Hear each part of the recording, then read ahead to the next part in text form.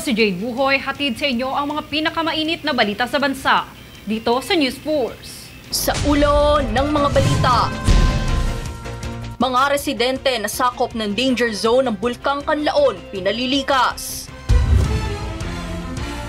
Pagbaba ng presyo ng bigas, kinumpirma ng Kamara. Mga kongresista itinangging scripted ang budget hearings ni VP Sara Duterte. PNP kinumpirmang KOJC members ang mga nagturo ng lokasyon ni Kibuloy. Oil siphoning mula sa lumubog na MT Terra Nova nakatakdang matapos bukas. PSA planong isama na ang pirma sa ilalabas ng mga national ID. Patas at pantay na balita, komprehensibong ulat para sa pulso ng masa. Ito ang News Force. Inaalarma ang residente ng mga nininirahan sa permanent danger zone ng Bulkang Kanlaon na lumikas na sa kabila ng tumataas na aktibidad ng bulkan. Ito ay alinsunod sa ipinag-utos ni Canlaon City Mayor Jose Chubasco Cardenas na mandatory evacuation kung saan kamakailan rin kinansela ang klase dahil sa tonelalang pagsingaw ng asupre at pagyanig ng bulkan. Sakaling magkaroon ng pinangangambahang pagsabog, nakahanda naman ang lokal na pamahalaan na tumulong para sa mga maapektuhan ng pag-aalboroto ng bulkan.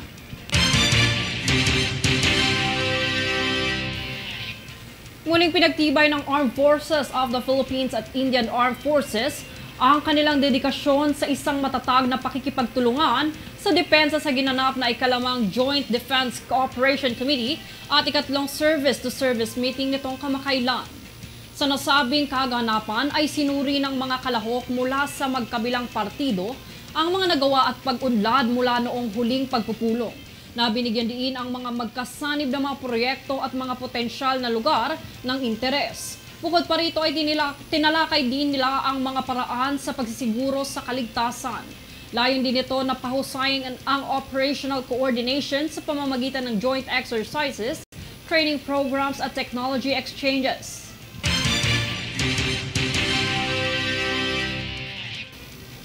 Nilinaw ni Pangulong Ferdinand Marcos Jr. na hindi totoo at peke ang mga kumakalat na balita ukol sa pagbibitiw umano sa gabinete ni Defense Secretary Gilberto Teodoro Jr.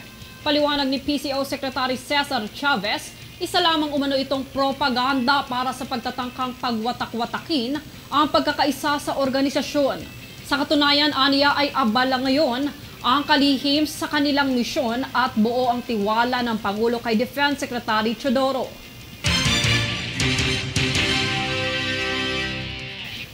Kinumpirma ni Speaker Ferdinand Martin Romualdez ang pagbaba ng presyo ng bigas sa 42 pesos hanggang 46 kada kilo matapos bumagal ang inflation rate sa buwan ng Agosto. Kasama ni Romualdez na Deputy Majority Leader Erwin Tulfo at mga opisyal ng DTI at DA sa pag-inspeksyon sa mga pamilihan sa Makati at Quezon City. Tiniyak ng mga opisyal na patuloy nilang babantayan ang presyo ng bigas upang mapanatili ang abot kayang halaga para sa mga mamimili.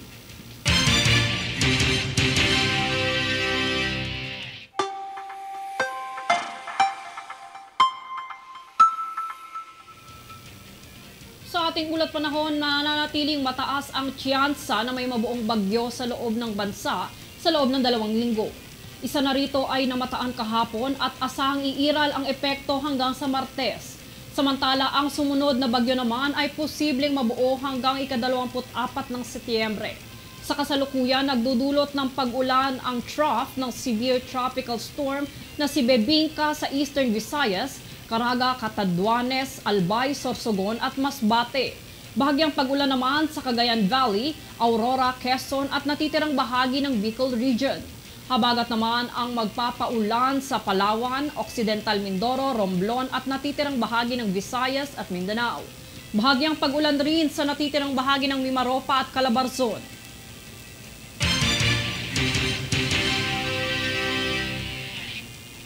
Susunod sa News Force. OBP tiniyak na tuloy ang operasyon kahit walang budget sa 2025. Senador Bong Revilla humingi ng tulong sa PRC para sa mga pamilyang inilikas mula sa sunog sa Bacoor, Cavite. Mga kongresista itinangging hindi scripted ang budget hearings ni VP Sara Duterte. Manatiling nakatutok para sa higit pang mga balita sa pagbabalik ng News Force.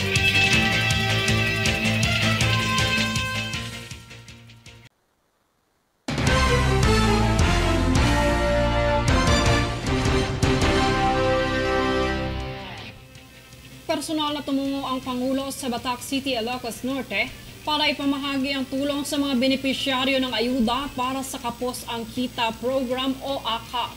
Tunghayan ang balitang yan mula kay Danizel Lopez. Pinangunahan ni Pangulong Ferdinand Bongbong Marcos Jr. ang pamamahagi ng tulong pinansyal sa mga Ilocano na bahagi ng ayuda para sa Kapos ang Kita Program o AKAP. Ito'y naganap kahapon 11 ng Setyembre sa Mariano Marcos State University sa Batac City, Ilocos Norte. Personal na inabot ng Pangulo ang 5,000 piso sa bawat benepisyaryo na galing sa ikalawang distrito ng Ilocos Norte. Binanggit ni Marcos sa kanyang talumpati ang pagsubok na kinaharap ng sambayanan noong panahon ng El Nino kaya tiniyak niya ang patuloy na suporta sa mga Pilipinong nangangailangan ng tulong. Layo ng programa na ito ng Department of Social Welfare and Development o DSWD na protektahan ang sektor ng lipunan na mayroong pinakamababang sahod na lubhang apektado ng inflation. Nagbibigay ito ng karagdagang tulong para sa kanilang pangangailangan upang pagaanin ang kalidad ng kanilang buhay. Danizel Lopez nag-uulat para sa One Media Network.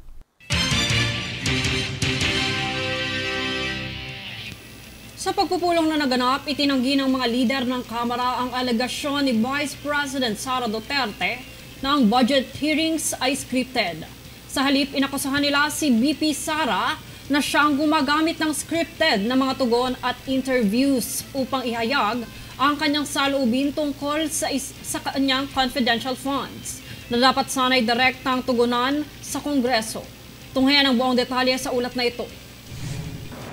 She would have had the opportunity to talk about the budget in the future, as she claims that she would. But with the interview na lumalabas, parang linilihis po eh. Parang she just refuses to answer questions, whether man it is the CIF or whether it's about the actual budget proposed and used currently.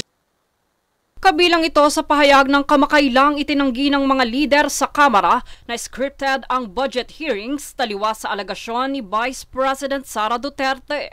Ayon kay Assistant Majority Leader Paolo Ortega V, ang tanging script na nakita niya ay ang binabasa ni VP Sara sa budget hearing noong ika-27 ng Agosto. Meron po ako nakitang may script. Paulit-ulit po yung sagot niya. Binabasa niya yung script niya. Pero kami po, wala po kami script. Wala naman pong senaryo, wala naman pong ganun. Pero lahat ng sagot, binabasa yung script. Binatikos ni Deputy Majority Leader Jude Asidre ang desisyon ni VP Sara na sa media ibato ang kanyang akusasyon kaysa sa mismong budget hearing. I honestly take offense that the Vice President has chosen to make all these accusations over media, over an obviously scripted television interview, diba? Kasi kung marami naman pala siyang sasabihin, bakit hindi niya sinabi nung nandito siya sa Kongreso, di ba? When we could have made all people mentioned accountable.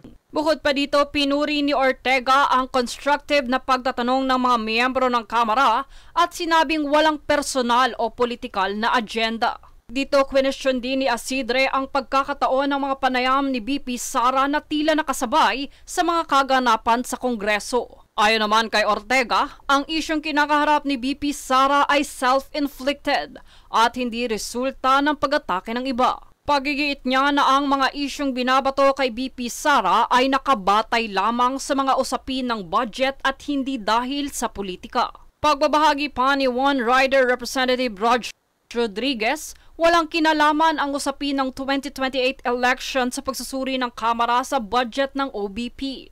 I think she just refuses to take accountability for all that we are looking for in Congress in exercise of the power of the purse. Kasi naman po, yung CIF, nabanggit naman ni Kong Jude kung bakit we would think that she is responsible or should be responsible whether by omission or by commission.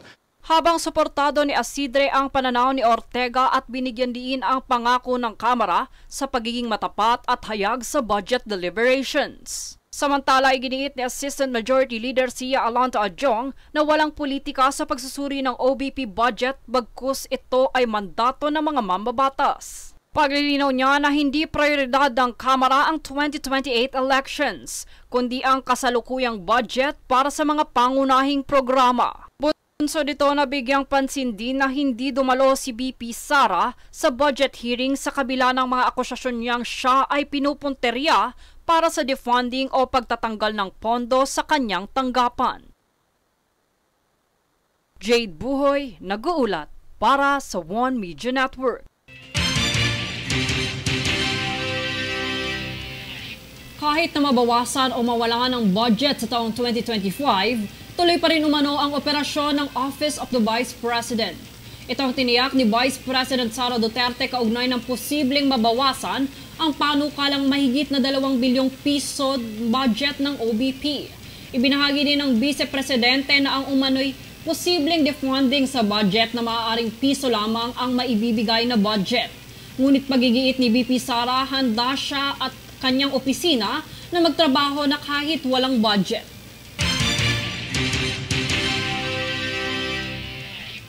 Kinumpirma ni Representative Sia Alonto Adjong na gagamitin niya ang mga dokumentong nasa kanyang kamay upang ipagtanggol ang proposed budget ng OBP sa plenaryo lalo na kung hindi dadalo si Vice President Sara Duterte. Tungayan na detalye sa balitang ito. Ipinahayag ni Representative Sia Alonto Adjong na aasa siya sa mga dokumento ng Office of the Vice President para sa plenary debates ng budget ng tanggapan sa kabila ng agam-agam na hindi pagdalo ni Vice President Sara Duterte. Tayo naman is kung ano whatever documents that we have in our possession, we will use that.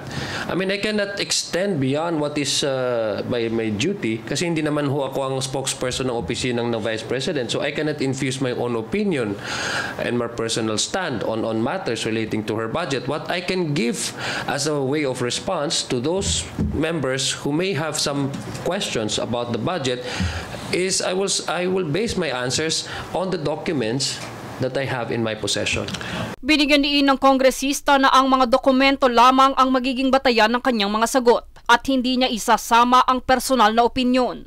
Ito ay bunsod ng hindi pagsipot ni BP Sara sa budget hearing ng House Committee on Appropriations noong 10 ng Setyembre. Kaya't si Adjong ang mamumuno sa talakayan para sa 2.37 billion peso budget ng OBP. Paglilinaw ng kongresista, mahalaga ang pagdalo ng isang pinuno ng ahensya sa mga budget hearings upang ipaliwanag ang mga programang nangangailangan ng pondo. Aniya dapat matiyak na ang OBP ay bibigyan ng sapat na pondo para sa mga pangunahing pangangailangan at operasyon ng tanggapan. This time, the Office of the Vice President is asking for their own exclusive funds. Kaya hindi ho simpleng bagay ang hinihingi ng Office of the Vice President. Hindi ho simpleng pondo katulad nung meron po yung ibang mga ahensya.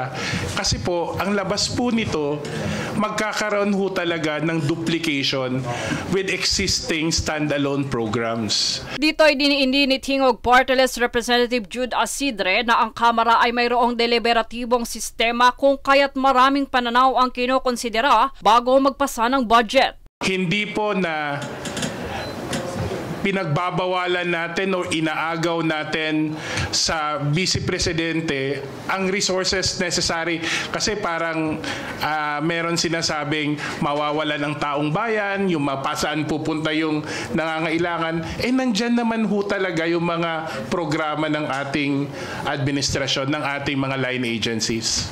Ayon naman sa Kongreso, ang layunin nila ay tiyakin ang budget ay naaayon sa mga pangangailangan ng bayan at mga target na pang-ekonomiya sa bansa. Jade Buhoy, nag-uulat para sa One Media Network.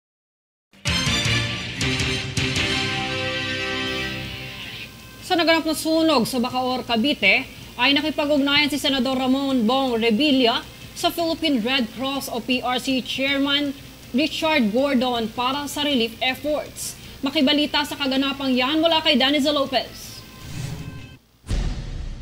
Agad na rumesponde ang Philippine Red Cross o PRC sa hiniling na tulong ni Senador Ramon Bong Revilla Jr. para sa mga biktima ng sunog sa Bacoor City, Cavite.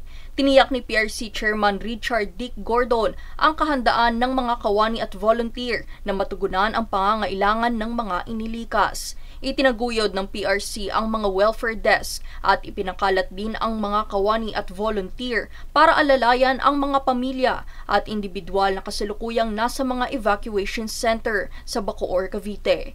Ipinamahagi rin nito ang mga pangunahing pangangailangan kagaya ng mga tent, sleeping kit, pagkain, malinis na supply ng tubig at damit. Nangyari ang sunog noong 10 ng Setyembre kung saan naitala ng PRC Cavite Chapter ang 479 na pamilyang inilikas sa 16 na evacuation centers sa Bacoor. Daniza Lopez nag-uulat para sa One Media Network.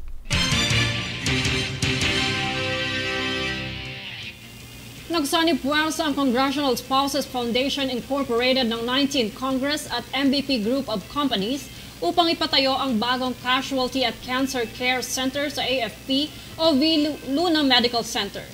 Ang detalye ito ngayon sa ulat ni Princess Castro. Nitong kamakailan lang ay nagugnay ang Congressional Spouses Foundation Incorporated o CSFI ng 19th Congress at tanggapan ni Manny V. Pangilinan para sa pagpapatayo ng Casualty and Care Center sa Armed Forces of the Philippines o AFP Medical Center o mas kilala bilang V. Luna Medical Center. Ang pagsasakatuparan sa inisyatibong ito ay upang kilalanin at pasalamatan ang kabayanihan ng mga sundalo ng AFP hinggil sa pagtitiyak ng kapayapaan ng bansa. Ang naturang center ay laan para sa mga sundalo ng AFP at ng kanilang pamilya. Samantala, ang pagti-turnover ng donasyon ay pinangunahan ni CSFI President Rosemary Arenas at Chief Finance Officer Evelina Escudero, katuwang ang kinatawan ng MVP Group of Companies kung saan tinanggap ni Dr. Victor Gisbert, Presidente ng Makati Medical Foundation, ang naturang seed money. Kaugnay nito ay inaasahan ang pagpapasinaya sa nasabing Casualty Care Center bago pa man matapos ang taon. Gayunpaman, ang formal at opisyal na paglagda ng memorandum sa pagitan ng mga partido ay gaganapin sa ika-24 ng Setyembre kung saan isa sa mga panauhing pandangal si House Speaker Ferdinand Martin Romualdez. Ang makasaysayang partnership project na ito ay isang inisyatibo mula sa pamumuno ni CSFI Chairperson Yeda Marie Romualdez at suporta ni House Speaker Romualdez. Princess Castro nag-uulat para sa One Media Network. Isiniwalat ng PNP na mismo mga miyembro ng Kingdom of Jesus Christ ang importante na magturo ng lokasyon ni Pastor Apollo Kibuloy. Dahil nasa kustodiya na ng kapulisan si Kibuloy, maghahati ang nasabing mga impormante sa 14 million pesos na pabuya. Francis Riodique para sa detalye. Ilang kababaihan umano na miyembro ng Kingdom of Jesus Christ ang mismong naglaglag at nagturo ng lokasyon ni Pastor Apollo Kibuloy. Ito ang kinumpirma ni PNP PRO 11 Director Police Brigadier General Nicolas Torre III na naging katuwang ng pulisya sa pag-aresto sa pastor. Hiwalay pa umano dito ang kanilang intelligence network at underground gathering radar. Pagsisiwalat naman ni PNP PAO Chief Police Colonel Jean Fajardo, ang nasabing mga impormante ang makakatanggap ng 14 na milyong pabuya. Ito ay matapos na mahuli na si Kibuloy. 10 milyon dito ay para kay Kibuloy at tig-1 milyon naman sa 4 pang akusado. Minabuti ng PNP na hindi pangalanan ang mga impormante para sa kanilang seguridad. Matatandaang sumuko si Kibuloy sa Armed Forces of the Philippines matapos umanong makorner ng pulisya ang kanyang kinaroroonan. Francis Riodique, nag-uulat para sa One Media Network. Susunod sa News Force. Mahigit 2,000 trabaho alok ng bagong Pilipinas Job Fair sa Bicol. Oil seep honing mula sa lumubog na MTKR Terra Nova sa Bataan, nakatakdang magtapos sa ika-13 ng Setyembre. Makati gumawa ng hakbang kontra dengue. Manatiling nakatutok para sa higit pang mga balita sa pagbabalik ng News Force.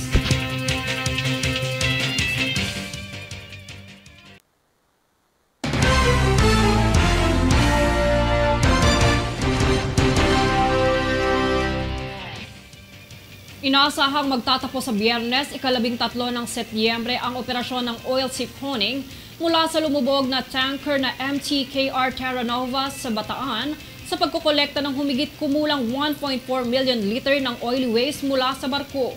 Ayon sa pinakahuling ulat ng sitwasyon nitong Miyerkules, sinabi ng Philippine Coast Guard o PCG na nasa mahigit 61 litro na ng oily waste ang nakolekta ng Harbor Star mula sa barko noong Martes. Dahil dito umabot na sa 1,384,211 liters ang kabuuang bilang ng nakolektang oily waste mula sa tanker mula nang magsimula ang operasyon noong ika-19 ng Agosto.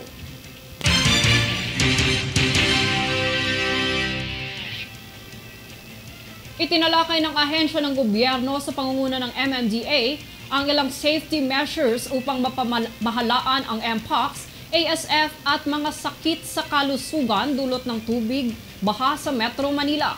Tunghayan ang ulat ni Princess Castro. Sa pangunguna ng Metropolitan Manila Development Authority o MMDA, nitong kamakailan ay nagpulong ang Metro Manila Council, Department of Health o DOH at ilang opisyal sa NCR sa tanggapan ng MMDA sa Pasig City upang talakayin ang safety measures sa Mpox, African Swine Fever at tubig baha. Para sa pagtugon sa kaso ng ASF sa Metro Manila, ibinahagi ni MMDA Chair Attorney Romando Don Artes na makikipagtulungan ng ahensya kasama ng mga lokal na pamahalaan sa NCR para sa mga hakbangi ng Bureau of Animal Industry hinggil sa pagtugon sa mga infected na baboy. Pahayag ni Artes, ay magse-set up ng inspection sites para po tingnan yung may mga permits na magbiyahe ng kanilang mga alaga at kung makita po na walang permit ay matest kung may sakit yung baboy at pag na-test i-confiscate at i-living daw po yan may protocol ang Bureau of Animal Industry. Bukod dito ay magkakaroon din anya ng isang malawakang information campaign para naman sa pagtugon na maiwasan ang pagkalat ng Mpox sa kamay nilaan. Ayon kay Artes, magsasagawa ng isang town hall meeting kasama ang DOH at mga lokal na pamahalaan para pag-usapan at ipabatid sa publiko ang panganib at mga sintomas ng Mpox. Sa panig naman ng Kagawaran ng Kalusugan, handa itong gumawa at magpakita ng mga visual aid at ilang pang mga kakailanganing materials para sa isa sa gawang kampanya. Kaugnay nito ay naglabas ng isang ordinansa ang pamahalaang lungsod ng San Juan hinggil sa mga karampatang multa sa mga menor de edad at mga adults na mahuhuling naliligo sa tubig baha. Ayon kay San Juan City Mayor Francis Zamora, magkakaroon ng warning para sa first offense habang 500 piso naman para sa pangalawang opensa at 1,000 piso para sa ikatlong paglabag ng mga bata. Pagkaklaro niya, ang mga mai-issuehan ng penalty ay ang mga magulang ng mga bata.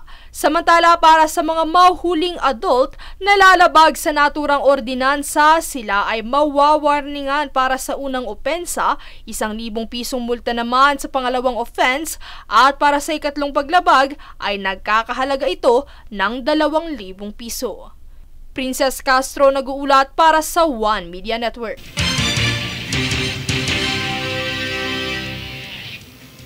Sa pangunguna ni Department of Labor and Employment Bicol o DOLE Region 5, mahigit 2,000 lokal at overseas job vacancies ang maaaring makuha ng mga aplikante sa gaganaping bagong Pilipinas Job Fair sa Huwebes, ika-13 ng Setyembre.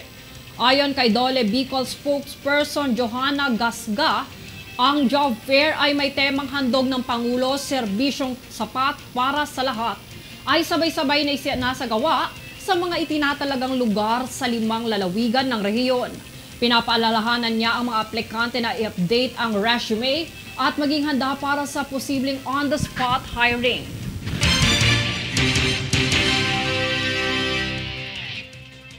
Plano ng isama ng Philippine Statistics Authority o PSA ang pirma para sa mga susunod na batch ng paggawa ng mga national ID.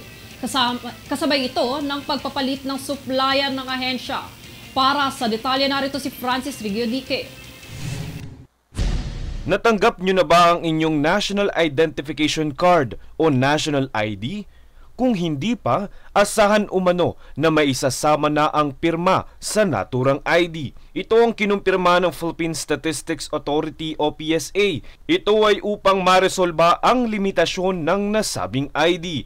Sa ilan kasing mga transaksyon, partikular na sa mga bangko, humihingi ito ng ID na may pirma. Kaya naman sa halip na ipakita ang mga nakaraang inilabas na bersyon ng National ID, ay hahanapan ka ng alternatibong ID. Paliwanag ni PSA Undersecretary Dennis Mapa, hindi nakasaad sa Philippine Identification System Act of 2018 na lagyan ito ng pirma. Bagamat walang pirma nakasaad sa nasabing batas na mayroong advanced biometric features ang National ID, tulad ng fingerprints at facial recognition. Maaari naman umanong mag-update ang mga nakakuha na ng ID, ngunit posibleng may bayad ito. Pinuna naman ito ni Senator Grace Poe na aniya pagkukulang ng pamahalaan na ilagay ang pirma, kaya naman dapat nasagutin ng gobyerno ang gastos sa pag-update ng ID. Ayon sa PSA, 53.5 million cards na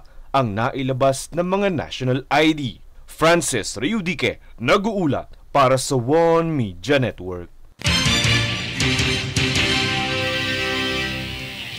Upang maiwasan ang dengue ay namamahagi ang mga kawani ng Makati Health Department at Department of Environment and Natural Resources sa mga residente ng halamang kontra lamok. Ito ay binahagi sa Barangay Guadalupe kahapon, ika-11 ng Setyembre, kung saan ang ipinamahaging halaman ay kinabibilangan ng citronella, oregano, lantana at lemongrass. Patuloy naman ang paalala ni Makati City Mayor Abby Binay na huwag hayaang marumi ang komunidad dahil ito ang kadalasang pinanggagalingan ng mga lamok.